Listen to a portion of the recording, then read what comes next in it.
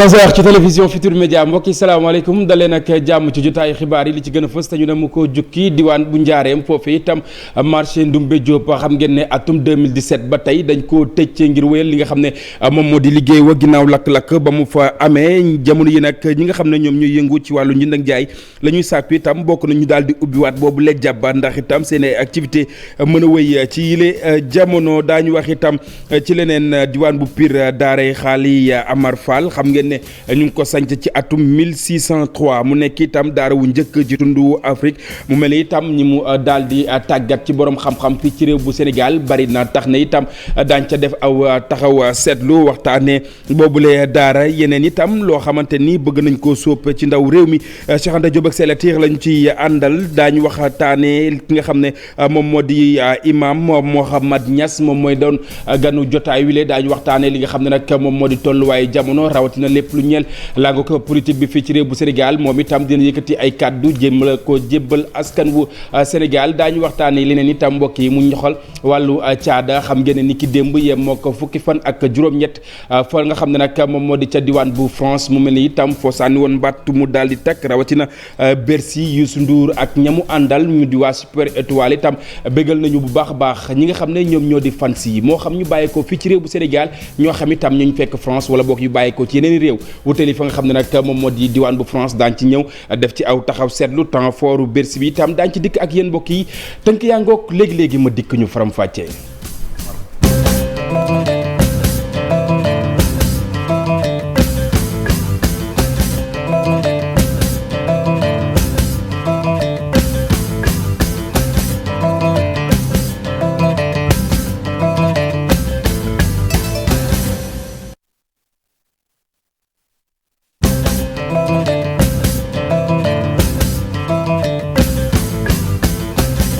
aywa mbokk yi ñu dooree nañu junjee woon bokk na ci diwaan bu njaareem foofee itam marché Ndoumbé Diop xam ngeen ne atum 2017 ba suñu jonn yàllaay tey la ñu daal di tëj lu ni mel bëri na itam benn ci ay activités yoo xamante ni dañu ko rek dakkal ginnaaw itam lakk-lakk woo xamante ni amoon na fa ñi yëngu ci wàllu njënd ak jaay ñooñee ngeen di gis la ñu bëgg moom moo di ñu daal di ubbiwaat boobule marché ngir seen ay activité gën a mën a wéy ci la jamono Babacar Diouf Ndongo Ndiaye ci reportage. ci atum 2017 ba léegi commerçant yi nga xam ne ñoo nekkoon ci marché Ndoumbé Diop dañuy toltolaan amagun fu ñu jaayee fu wóor ab lakk bu métti moo fa jaaroon taal marché bi ba yàq fa lu bari commerçant yi ba fii ñu ngi xaar liggéey bi nga xam ne moom lañ ci tàmbali woon mu mën a yegg. loolu nag tax nag ñu bëgg ci ni mu gën a gaawee ñu àggaleel ñu marché ba marché bi àgg muy travaux yi marché bi yëpp ñu àggaleel ñu ko ndax li ci des mooy lu mel ne bouche d'incendie ak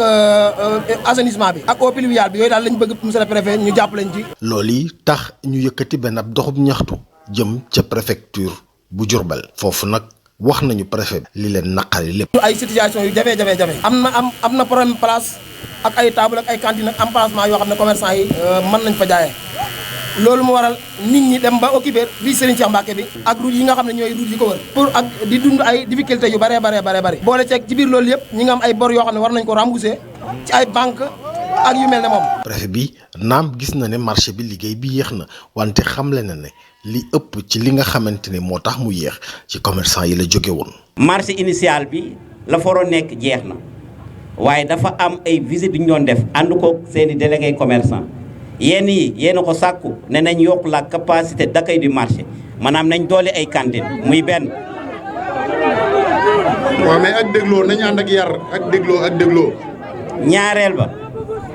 marché ba dafa lakkoon. faut également suñuy tabax marché bu bees it ñu def ay bouche d'incendie. lu ci mënti xew lenn rek la commerçant Ndoumbé Diop yi di ñaan. ñu yeggale liggéey bi joxaat leen seeni caabi ñu mën continuer ci njënd ak njaay mi.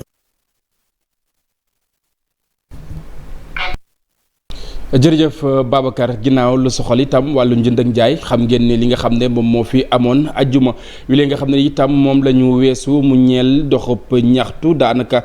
def nañu ko ci yenn ci ay gox fii ci réew bu Sénégal fu ci mel ni itam diwaan bu Sikicoor foofee xam ngeen ne askan wi génnoon nañ ci mbooloo mu takku ginnaaw itam ñenn ci ñoom ñu daal di leen di teg yoxo activiste wile di Guy Marius Sagna daal nay fanaan itam guddeem gu njëkk ci rek kaso bu Sikicoor ginnaaw itam ba mu doon rek dem amal aw doxu nemmeeku xool ñi nga xam ne ñoom la ñu teg yoxo ci wàll wi ca diwaan bu Sikicoor mu mel ni itam candidat tête de liste départementale diwaan bu Sikicoor bu intercoalition Yewwi Askan Wi ak itam wàllu moom moomee nag la ñu dekk daal di teg loxo ginnaaw nag ñenn ci ay délégation woo xamante ni jiite woon nañ ñu doonoon ay responsable yoo xamante ni toftal woon nañu ci ginnaaw Guy Marius Sagna jàppale ni itam ci ginnaaw aw xayma lu toll ci 20 ci ay doomi aadama la ñu njortu rek ne ñoom ñoo doon amal lu ni mel ba tax itam ci la jamono ñu daal di leen di teg yoxo toll nañ ci 20 diwaan bu Sikicoor daañ ci ñëwaat nu mu gën a yaatoo ci suñu yeneen jotaayu xibaar ak itam suñu ndaw la nga xam ne moom moo ñu fa teewal moom Boubacar Diassi moom moomee itam la ñuy des ginnaaw itam kàddu yi nga xam ne Souleymane Ndiaye daal dina koy yëkkati moom directeur des infrastructures aéroportuaires itam di xam rek ne jàmm war naa mën a des fii ci réew bu Sénégal amul lenn loo xamante ni war na mën a jur coow fii ci réew mi ba tax itam mu jur ay boo mënte wala boog yeneen yu ni xeetoo ñu teew lay kàddoom. projet boobu nag du dara du dul gunge population yi gunge organisation nag projet boobu nag du dara du dul gunge population yi gunge organisation nag taxawaayu organisation société civile nañ ci taxawaay boo xam ne élection législative yi dina jaar yoon. donc tey la ñu lancé projet bi liggéey ba dana commencé liggéey bi nag ay activité la de sensibilisation. loolu nag ñun dañ koy ñaawlu. ndaxte nit ku nga xam ne yow ëllëg sa yéene ak sa mbébét mooy jiite réew yaakaar naa ne da nga war a respecter lu ñuy wax charte réew mi mooy les lois et règlements du pays. kenn mënul accéder au pouvoir si mbedd mi déedéet musu fi am. nu ñu braver interdiction yooyu. moo sooke tey ñaari doomu aadama yu nga xam ne ñàkk neen seeni bakkan. Sénégal ñaari doomu aadama yoo xamante ni ñàkk nañ seen bakkan diwaan bu Sikicoor foofee itam ak lu ko wër plateforme des femmes de la paix en Casamance ñoom itam ñoom ñooy sàkku jàmm itam des fi ci réew bu Sénégal ginnaaw itam élection législative yi nga xam ne moom la ñu dëgmal fanweeri fan ak benn ci weeru juillet wi nga xam ne itam ñu ngi ci jëm moom Ndeye Marie Diédhiou moom booy jiit yooyu lee soxna ñu tegal leen ay kàddoom. projet boobu nag du dara du dul gunge population yi gunge organisation nag taxawaayu organisation société civile nañ ci taxawaay boo xam ne élection législative yi dina jaar yoon. donc tey la ñu lancé projet bi liggéey ba dana commencé liggéey bi nag ay activité la de sensibilisation de plaidoyer lañ ciy def. Plaidoyer sensibilisation renforcement de capacité pour que vraiment ku ci nekk kii ñun ñu jël suñu responsabilité ñu dugg ci population yi def sensibilisation ba nga xam ne élection yi dina jaar yoon comme ni ñu ko defoon ci élection territoriale yi. message u jàmm di oote encore jàmm comme ni ñu koy def toujours oote jàmm pour que ku ci nekk ñaari parti ñu xam ne ñoom population yi lañ fi nekkal population yi la ñuy xeexal population yi ñoo tax ñu dugg donc nañu jiital intérêt wu population yi ba pare vraiment ñu def ci ñu am ci responsabilité bu mag a mag ñu xam ne de lépp lu fi xaw population yi rek ñoo koy yëg. daañu waxtaanee mbokk yi lu soxal itam tolluwaayu jamono tax na itam dalal nañ ki nga xam ne nag moom moo di imam Mouhamad Niass ci jotaay wile ngir ñu daal di ci def ab taxaw seetlu ñu ngi lay nuyu bu baax a baax di la jox sa wàccuwaay Niass. waaleykum salaam wa rahmatullahi taala wa barakaatuhu. maa ngi leen di fay di nuyu Sénégal yëpp ñuy seetaan ci réew mi ak ci bitim réew di nuyu kilifa diine yi ak kilifa aada yi di masawu sénégalais yi ci coono yi nga xam ne ñu ngi koy daj ci ñaari at yi ci coono ñàkk ak métit ak fitna boo xam ne séntuwuñ ko woon ci seen doomi réew di ñaan yàlla mi nga xam ne nii mooy salaamu mu defal ñu jàmm ci ni mu gën a gaawee. jàmm ci kaw jàmm ci la lépp xaj jamono yi bu ñu doon addu ci li nga xam ne nag moom moo di tolluwaayu réew bu Sénégal ci yile jamono yi tembe lan ngay wax ci li nga xam ne moom moo xew ci réew mi. waaw li xew ci réew mi mooy ay nit ñoo xam ne dañoo topp seen sago bëgg ci yóbbaale population bi te loolu baaxu ci ñun ndax boo xoolee ñoom li nga xam ne moom la ñu wax ne moo leen tënk mooy charte réew mi toujours ñu ne ci li ñuy liggéeyee opposant bi di wax ne lii droit moo ko may kii di wax ne moom it lii droit moo ko may te ñun islam lañ jàng ak ngor ak teraanga ak lu baax ñu bëgg ñoo yàqal loo xam ne ñoom liggéeyuñ ko ci réew mi liñ bëgg a yàq ñoom liggéeyuñ ko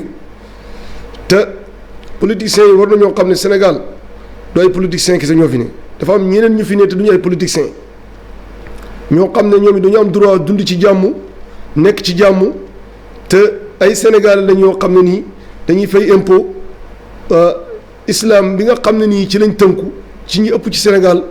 ootiwut fitna ñoom ñoo war a jàmbal nit ñi ndax man Sénégal maa ngi ciy bëgg a jaaxle réew moo xam ne koom-koom bi macha allah ñëwuñ benn réew ci Afrique am nañ leneen loo xam ne moom la ñu waroon a gën a itteewoo lu may wax ju bëri yi daal gis naa ne mi ngi tàddeel suñu économie. mi ngi tàddeel suñu xam-xam mi ngi perturbé te li ci gën a garaaw mooy kilifa diini nanguñ cee wax ñu ngi seetaan politiciens yi di jàngal suñ doom yi leçon yoo xam ne bés bu ñu ko taree du baax. ñu ngi jógin woo xam ne yàlla wax na ci yàlla wax na ne wa qaalat al yahudu laysat nasaara ala shay wa qaalat nasaara laysat ala shay yàlla nee na yahudi daal nekkuñ ci dara yahudi xas nañ nasaara ne nasaara nekkuñ ci dara nasaraan yi yahudi nekkuñ ci dara yàlla ne gis nga at-tuyuru ala ashkaalim taqa picc yi ñu niroo ñoo bokk nu ñuy naawee toujours ci lii rek la ñuy nekk ñoom seen intérêt personnel rek la ñuy défendre mu doon lu soxal opposition comme itam li nga xam ne moom moo di mouvance présidentielle kàddu yi ni mel ñaari camp yëpp la daal di soxal lan moo ci war a mën a nekk taxawaayu diine ak itam diine lan la wax ci bu dëkk di doxee ni muy doxee nii. waa islam wax na mais nit ñi ñoo déggul islam wax na ne li ko gënal mooy jàmm. ba pare yonent bi sallallahu alayhi wa sallam gannaaw mooy suñu yonent mooy suñu exemplaire bi gën a mag. waxtu wu jékkuwaan day baale al afu inda al maqdara xam nga oto su defee accident ak sereti mbaam oto bi rek moo am problème oto bi rek moom la ñuy wax ne moo tooñ parce que kii dafa am doole am frein am xel kële nag moom doole rek la am waaye amul frein am xel ñun nag Sénégal yi dañoo yaakaar ne politiciens yi dañoo yaakaar ne ñu amul xel am nañ xel de li fi xew yëpp ñu ngi koy xam ñu ngi koy gis sëriñ si ñoo baax rek tey islam li mu wax mooy jàmm lawu daawatul xaq oote dëgg la oote ba pare wax ne lu dul jàmm moo ko gën jàmmal nit ñi ci wax jàmmal nit ñi ci jëf li xew nag kenn ku ne war nga cee wax ndax wax su jotee te waxuñ ko rek am na heure boo xam ne buñ ko waxee c'est trop tard ndax nit ñaa ngi dee def nañ fi mars fukki nit ak ñeenti dee ñu defaat fi mars bu yàggut ñeenti nit dee te yàlla wax na ci alquran ne wa katabna alayhim fiha anna nafsa bin nafsi wal ayna bil ayni wal anfa bil anfi wal uzna bil uzni wa sinna bis sinni wa juraa qisas yàlla wax na ne képp koo xam ne nii participer nga ci lum néew ci wax ba nit dee kooku yaa ngi mel ni rey nga ñëpp képp koo xam ne participer nga ci wax wala ci jëf ba kenn nit dund yaa ngi mel ni dundal nga ñëpp te man damaa gis ne ñu bëri ñu ngi tiit naan Sénégal du ma sa tàkk ñun xam nañu Sénégal du mas a tàkk parce que mag ñi ñaan nañ ko te loolu assuré nañ ko xanaa keñ danañu tardeel nit ñuy tardelee mooy ne liggéey arrêté nañ ñi ñu fal mënuñoo liggéey ñi fi nekk ci waruñoo liggéeyal wax dëgg yàlla ñu dénk leen suñu réew liggéey ñi ngi xuloo rek suñu économie di dellu gannaaw d'accord agresseurs yi bëri nañ rey bëri nañ nit ñi tiit nañ di stress loo nit ñi ba pare li ma gën a jaaxal ci mbir mi ñi ngi terrorisme nit ñi ci wax parce que terrorisme ci wax dafa am xam nga toll ni Sénégal buñ ne ay rebelle juddu nañ fi te loolu xam nga ne dara amu ci di tiital nit ñi wax yooyu yëpp mën naa ñàkk ñun dañoo fal ay nit dénk leen suñ koom-koom pour ñu liggéeyal ñu te ñun xam nañu Sénégal koom-koom bu bëri mi ngi fi pétrole mi ngi fi gaz a ngi fi Sénégal bu ne yelloo woon nga tey jii ñu lay fay nga toog sa biir kër te am na ay nit ñoo xam ne ñu ngi nor rek te du suñu alal yi te xam nañ ci dara président boo xam ne waxtu woo bëggee falu sa discours mooy lan mooy danaa leen xeexal ngeen jot seen àll boo toogee fàtte ñu président Afrique yëpp ci loolu lañ nekk gannaaw bàyyi nañu alal ji nag ñu ngi lekk wax dëgg yàlla nañu may jàmm. d'accord di préciser que dañuy waxtaanee lu soxal li nga xam ne nag moom moo di tolluwaayu jamono mu soxal ñaari camp yëpp leneen lu ma leen doon junju mbokk yi ci la jotaayu xibaar bokk na ca diwaan bu Pire wax itam ci daara Xaali Amar Fall xam ngeen ne ñu ngi sanc lu ni mel ci atum 1603 doon itam université islamique bu njëkk ci li nga xam ne moom moo di ci tundu Afrique daal di tàggat itam borom xam-xam yu bari fii ci réew bu Sénégal ginnaaw tam bi ñu doon màggal at ya nga xam ne moom la ñu ko sancoon ñi nga xam ne ñoom ñooy yëngu ci wàllu diine itam bari na ci ay kàddu yoo xamante ni daal nañ koy biral bokk na ci tàggat ñi nga xam ne ñoom ñoo di ndaw ñu ba ñu gën a xam li nga xam ne nag moom moo di seen wàllu diine buñ ci noppee itam dëggal jubal leeral jëmale fii ci réew bu Sénégal Cheikh Anta Diop ak Selatiir ci reportage yu teewlu. jumaa ju mag ji nekk ci Pire ñu ngi ko samp ci atam 1611 kii di Xaali Amar Fall moom moo ko fi amal mu nekkoon boroom xam-xam bu rëy boo xamante ni nit ñi daañu jóge fu nekk ci réew mi di fi sàkku si xam-xam tey jii de ay sëtam ñoo doon gën a xamale jumaa jeeg daara ji ak askan wi daara ji nga xamante ne fi la ko sampoon fii ci Pire ay sëriñ ki boroom xam-xam yu bëri fii lañ leen tàggatee. fànni xam-xam yi ñuy jàngale ci àdduna bi yépp daana ko jàngale fii am nag ay kilifa yu bëree bëri yoo xam ne daanañ jóge ci àll bi dikk di wëlërante ak moom ngir ballulu ci xam-xam boobu am ci kilifa yooyu ñoo xam ni dëkk yañ nekkoon wóori àdduna ya fa nekkoon dañ daan tere koo xam ne dafay jëfandikoo diine lislaam ñu dugg ci tund wi pour rawale seen diine. ci at yooyu ba léegi daara ji mi ngi fi dinañ jël ay tout tànk fu nekk ci réew mi di leen indi fii ci Pire ngir ñu fiy sàkku xam-xam di ay xale yoo xamante ne tàggat nañ leen ci jëfin ci yar ci teggin kii di Cheikh Abdou Latif Fall nee nañ xale yi de kenn mënu leen fëkk ndax li ñu def ci ñoom. daara modèle boobu itam ndongo yi ci jot a génne fa tabaarakallaahu daanaka fépp foo xam ni dugg nañ fa danañ leen ràññee lim nañ ci sànq ay gone yoo xam ni ca la ñuy yëngu bañ ca duggee ñëpp dañuy laaj fuñ ko yare fuñ ko tàggate. ma ngay wax jeunesse bi nañuy góorgóorlu bu baax a baax. ku la mën ci dëkk bi foo dem yaa fay mën ku yaafuus ci dëkk bi foo dem yaa fay gën a yaafuus ku la mën ci daara yi maam Xaali Amar Fall yii foo dem yaa fay mën. ñiy jàng ci daara Xaali Amar Fall fii ci Pire ren jii de toll woon nañ ci téeméer ak fukk ak ñeent ñoo wàcc alxuraan bay bind kaamil di ay tuut tànk yoo xamante ne seen at toll na ci fukk ak fukki at ak ñaar. xale yi ñu leen di tàggat jëm ci li nga xam ne nag moom moo di seen wàllu diine ñu dalal itam day yëngu bu baax a baax ci wàll wi moom Mouhamad Niass lan ngay wax ci gone yi nga xam ne tàggat nañu leen ci daara ji nga xam ne itam ñu ngi ko sanc ci atum 1603. waaw maa ngi sant yàlla bu baax ndax daara waxtu wu nekk mi ngi wane ndam soo xoolee ñi génnee ci daara yi te liñ am ak macha allah personnalité bi nekk ci ñoom buñ leen boole woon ci mbir yi yàlla mën naa gën a oy fa lu bëree bëri boo demee ci yenn réewu arab yi dañoo am lu ñuy wax majlis shuyukh nga xam ne sëriñ daara yi ak borom xam-xam yi ak arabisants yi lañ jël def leen benn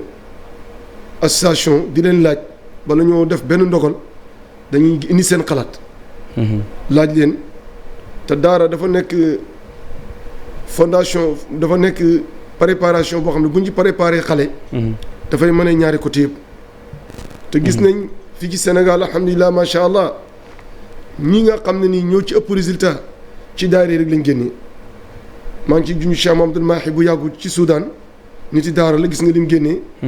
toujours ñi ngi indi ay preuve yoo xam ne nii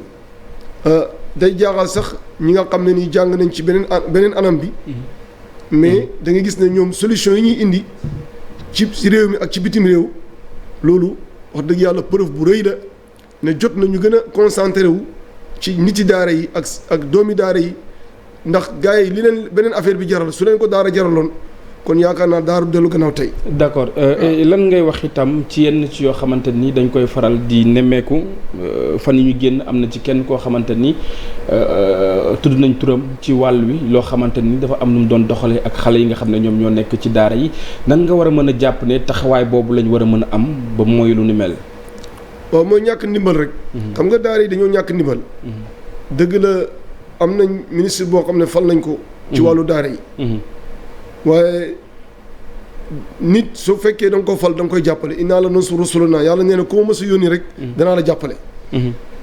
daara moom wax dëgg yàlla bu ñu waxee suñ diggante yàlla fii ci Sénégal gëdd bi mu war a am ak ndimbal bi ñu ko war a joxuñ ko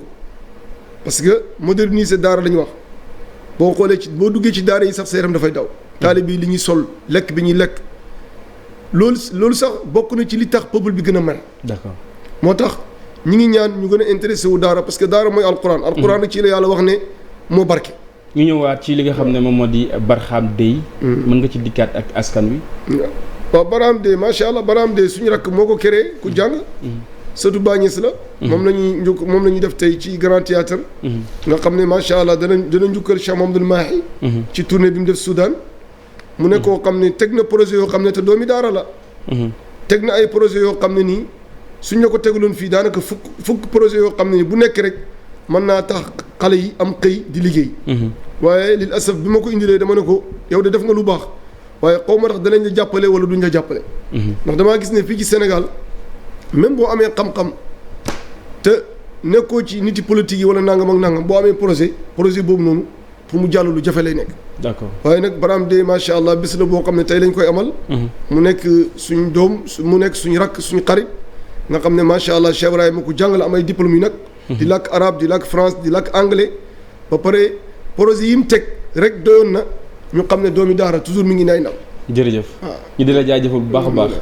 jërëjëf mu doonoon suñu gan moom Imam Mouhamad Niass lañ doon dalal ngir waxtaanee li nga xam ne nag moom moo di tolluwaayu jamono bokk na ci leneen loo xamante ni itam mu di jaar na fi di mbas mi donte ba léegi itam ñu ngi wéy di fàggu ci mbir mu ni mel lu toll ci juróom ci ay milliards yoo xamante ni moom lañ jagleloon secteur bu tourisme jàpp leen ne chaîne bu valeur tourisme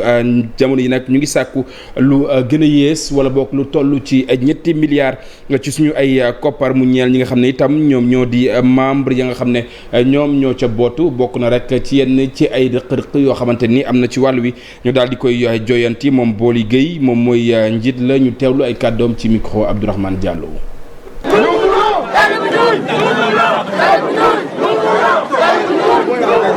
ñu takk seeni sagar yu xonq mer ba futtu ñu dëkkee zone Dior li ñu bëgg mooy tali bii nga xam ni mooy Ngexoox Teen Tubaab jëm Taset ñu fexe bañ ko defar. presque ñu ngi ko mën a wax ñaar fukki kilomètres ak ñett su période bi ñu toll nii su tawee kenn mënul jóge Ngexoox wala jóge Teen Tubaab di dem Ngexoox wala jóge Ngexoox di ñëw Teen Tubaab wala dem Taset. yoon bi su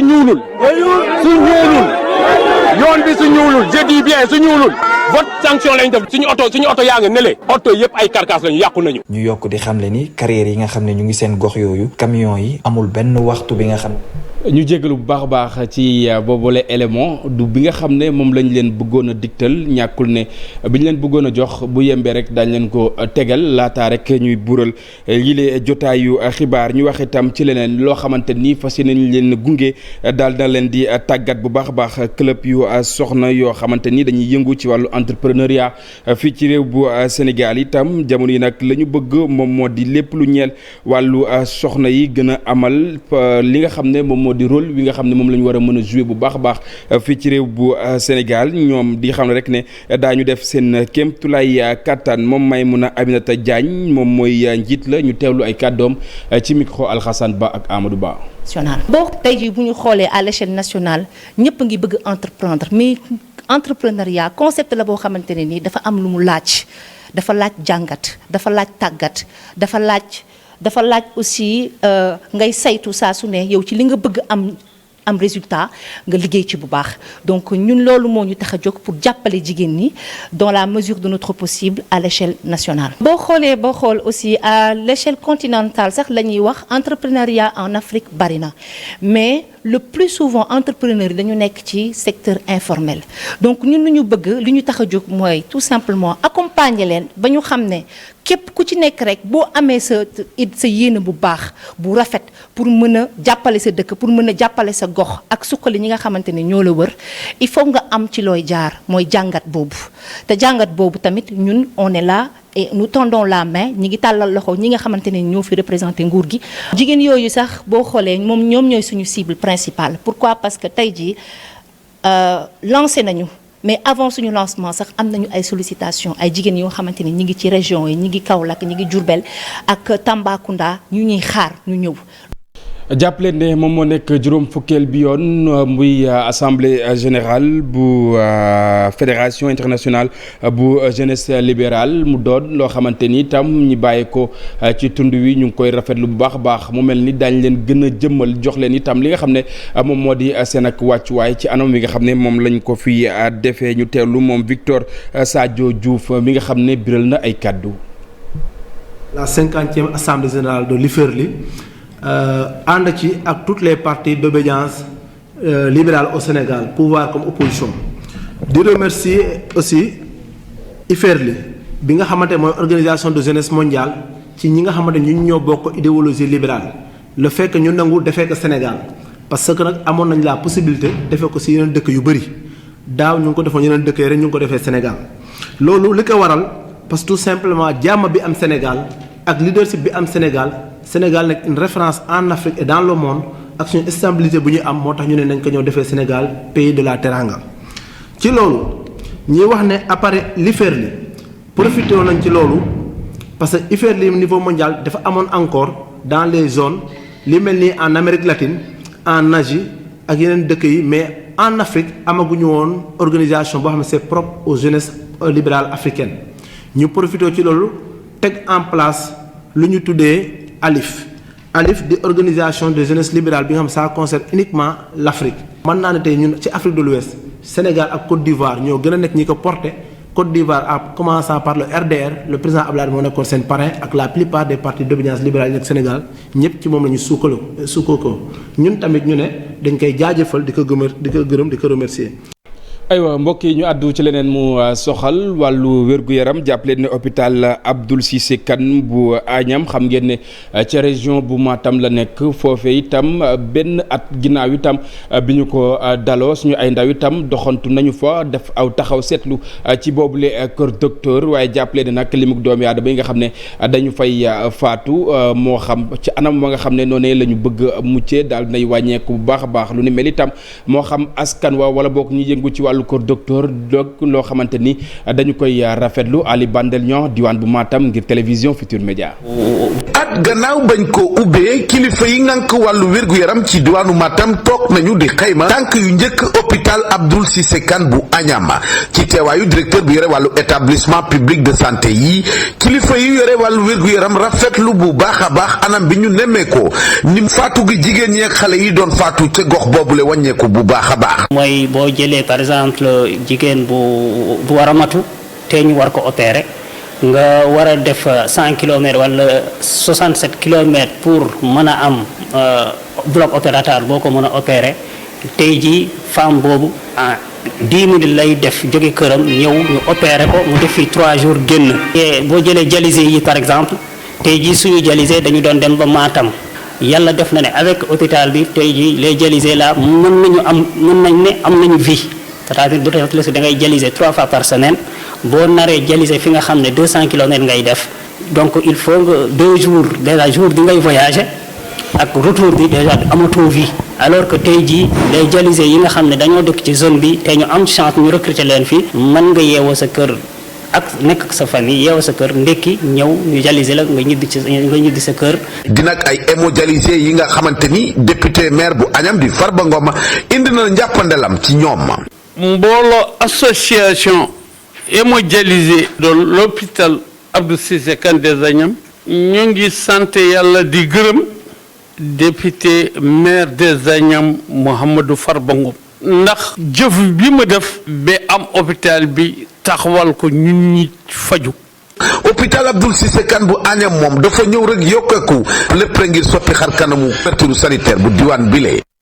feneen fu ñu soppi xar kanam ñu àddu leneen ci mu ñeel njàng mi ak njàngale mi Ali Bandel jàppal de association des immigrés yi nga xam ne ñoom ñoo nekk ca diwaan bu Louga te itam ñuy dund ca diwaan bu Espagne ñoom itam ñoom ñoo lëkkaloo ak municipalité bu Saragossa amal ñaari salle de classe ca CM Dali ca arrondissement bu Sagata Jolof mu doon itam loo xamante ni ñu ngi koy rafetlu bu baax waaye jàppale ne ki nga xam ne nag moom moo di principal boobule collège li mu xam xamle mu di nag salle informatique la ñuy sàkku ak itam la nga xam ne dëng na ci collège boobee ñu daal di koy joyantiwaat bu baax a baax Mamadou Moustapha Ndiaye Sidi Thiam. bu Dayali kuréelu émigré yi fekk baax ci région bu Louga te nag ci réewum Espagne seen mébét mooy jëlee fi mbaar yi nga xam ne moo nekk ci l'école yi loolu tax ci seen lëkkaloo ak municipalité bu Saragossa ñu tabax ñaari salle de classe ca CEM bu Dayali. Dayali tey dañ doon inauguré ñaari classe yoo xam ne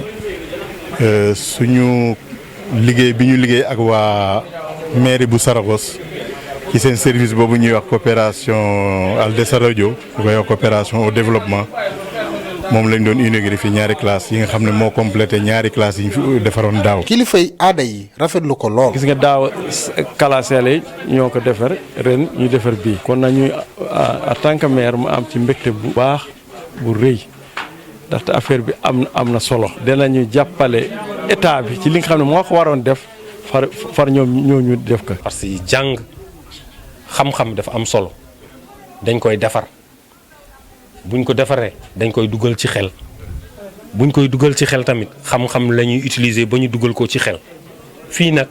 ku ñëw ba ci bërëb bi nga xam ne dañ fay joxe xam-xam nga def fa dara yow jàppale nga ci développement nit ñi. cérémonie boobu tax na ba maire ba ak principalu CEM ba di sàkku ci ñu soppi leen CEM boobu dafa leen ko ab lycée ba pare tabaxal leen ab salle informatique ngir gone yi mën a jàng xarala yu yees yi. association xale yi ñu ngi tabax. commune bi mu ngi defar yeneen partenaires yeneen ñu ngi defar waaw léegi jaadu suñu soxlee lycée fi mu nekk nii état bi a jàppale nañ ci. wàllu matériel informatique donc boo xoolee école bi amul salle informatique booy yi tey koo ci joxoon ordinateur def naa ne mën naa la wax 80 wala 90% duñ ko mën a taal ba koy mën a utiliser donc te mu nekk loo xam ne besoin la ci ñoom ci jamono ji ñu toll donc loolu. jafe-jafe la ci école bi. waaye juru xale yi jàngalekat ya ak ndongo ya fas yéene sàmm classe yooyu nga xam ne fukki millions ak ñett ci suñuy koppar lañ ko tabaxee. dige gi fii la tàmbalee woon ci réew bu Sénégal Ndakaaru Grand Théâtre ñu jël roplaan wutali fa nga xam ne moom moo di ca Paris Bercy la ñuy waxtaanee foofee itam ginnaaw yi ki nga xam ne nag moom moo di roi du mbalax ba mu yëngalee bu baax a baax saal wi naataangoom artistes yi nga xam ne itam àndoon na ak ñoom ci xew-xew boobee nag di jaajëfal bu baax a baax public bi nga xam ne ñoom ñoo teewoon ci saal bu am solo boobee nag ñu tegal leen kàddu yenn ci ay artistes ci micro Pape Fara Ñing bu dee Youssou Ndour moom moo nekk njiit bi nekk ci kanam waaye orchestre bii di Super Étoile mënta ñàkk ngir ñu réussir événement bi nu mel ñoom ñoo ko diggee woon ca Ndakaaru gannaaw grand bal ba fa amoon ñoom musiciens yu Super Étoile daan nañ assurer spectacle bi fii ci Bercy. On est content que ça soit fini en beauté. On a commencé en beauté, on a terminé en beauté. Félicitations au public, félicitations au Super Étoile. Content nga ci public bi. Oui, on est très content. Ça s'est bien passé vraiment sant yàlla bu baax a baax lépp jàll na ci yoon. kontaan ngeen public bi ñëpp wuyu si nañu. waaw vraiment ñu kontaan nañu bu baax a baax. lépp ñetti waxtu yoo xam ne ñu amal ko concert non stop musiciens yu Super Étoile kontaan ci fans yi ni ñu ñëwee jàpp nañ ne tey daal tëggal nañ leen ba ñu bëgg. j'espère que gars yi kontaan nañu xam nga. waaw en tout cas moment de partage la woon pour ñëpp quoi en plus c'est intéressant mooy moment de retrouvailles la quoi. gars yi ñoom comme d'habitude ils répondent toujours aux appels quoi. te loolu moom ça fait plaisir et daf ñu gën a yokk courage quoi. teewaayu Omar Pène bokk na ci li gën a marqué lii di Bercy bi occasion la pour Youssou Ndour daal di rafetlu li nga xam ne moom mii ñëw na ci. Très ému. Et le soir, on a célébré le grand Omar Pène, qui est une icône, une légende. Baobab la ci biir musique africaine ak sénégalaise. Et je pense que li ñu ko wax rek moom mooy xaritu xale yi moo nekk ci xolu xale yi. kon nag Omar li ñu ko ñaanal ci way wi sànq avec beaucoup d'humour moom mooy dundal. Vraiment j'étais très content. Je pense que c'est un Bercy qui marque. ci ndaje bi nga xam ne da koy amal digganteem ak waa diaspora bi njiitu Super Étoile xoolaat na répertoire am bu baax a baax loolu nag neex public bi nga xam ne ñoo fa ñëwoon ndax spectacle son et lumière la leen amaloon. jërëjëf Pape Fara ñu ngi yow itam ci liggéey bu mucc ayib bi nga xam ne def nga ko ca diwaan bu France rawatina Bercy waaye jàppale ni itam boobu lay xew-xew ba mu jeexee ki nga xam ne nag moom moo di roi du mbalax njiit bu Super Étoile moom Youssou Ndour daal na yëkkati ay kàddu jaajëfal képp koo xamante ni teewoon nga ci bés bu ni mel doonoon lu am solo ci moom ki nga xam ne moom moo di Youssou Ndour ñu teewlu ay kàddoom ci micro Sara Cissé. Kàngam. Il y a une semaine mon fils est venu Birane. am na semaine ak léegi sama doom Birane ñëw na gis ma ni ma nemmeeku naa ni tonton Omar Pène daal gisaguma ci Bercy Birane def ma surprise lii nag tax na ba ma joué ak Omar Pène ndax ba ma dee ak moom ci balance bi loolee mbégte laa ci am lool Omar Pène doon na ab kàngam ci culture ma am nag invité yu bëri yu teew waaye Omar leneen la doon na nit koo xam ni dama ko jàpp sama xarit la bu baax.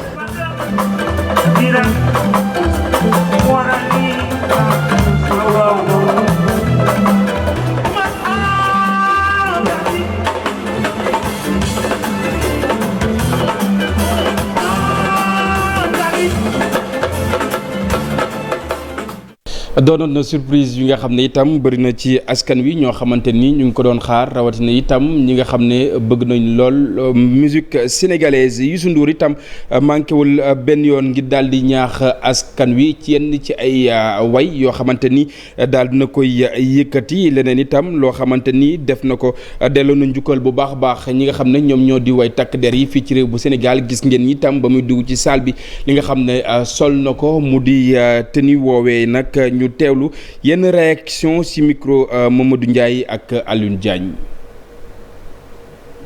bég naa lool ndax bu ñu xoolee li xew ci àdduna bi ñaari at yi moo tax ñu amal concert bi ci mbégte dëgg la Sénégal teew na ci France waaye xam ngeen ni Sénégal yi teew rek ci France ndax mu ngi ci àdduna yu wër këpp concert bi ñu jagleel ko Afrique mu doon ay moment de retrouvailles yu am solo li ma bëggoon am naa ko ndax dayee naa ko fans yi dayee naa ko nit ñi bégal leen. Il faut quand même par les temps qui courent. dëgg la boo xoolee ni ma taxawee loolu xel day dem ci suñu force armée yi Afrique am nañu ay armée yu am solo waaye it ñu am confiance ci ñoom ñu war a it gën a organiser wu ngir lépp lu jëm ci suñuy territoire suñuy réew ñu aar ko loolu baax na moo tax it xel day dem rek ci Sahel ñu gën a yokk jàmm foofee.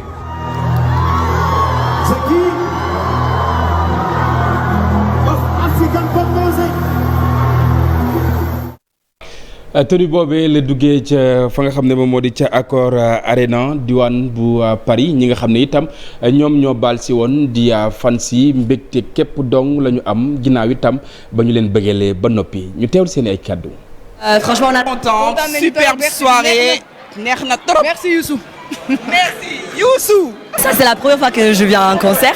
mais franchement machallah, on en avait besoin. Ça change de la routine et puis ça fait toujours plaisir de voir le roi du mbalax, notre fierté, la fierté de l'Afrique, la fierté du Sénégal et puis voilà quoi. Fans yi lañu bokk créé na groupe Youssou Ndour ça fait 3 ans. Dama jógee uniquement kii di ba fii concert de Youssou Ndour ay fans lañu vraiment dañ ko bëgg dañ ko ràññee ci biir Sénégal moom kese demul Sénégal kese gannaaw. Franchement c'était top, il y avait l'ambiance, il y avait du monde, il y avait beaucoup de guests, c'était super. Ça s'est super bien passé, il y avait beaucoup de monde, il y avait un beau public et je vous fais de gros bisous. C'est un rêve, c'est super d'être auprès de Youssou Ndour.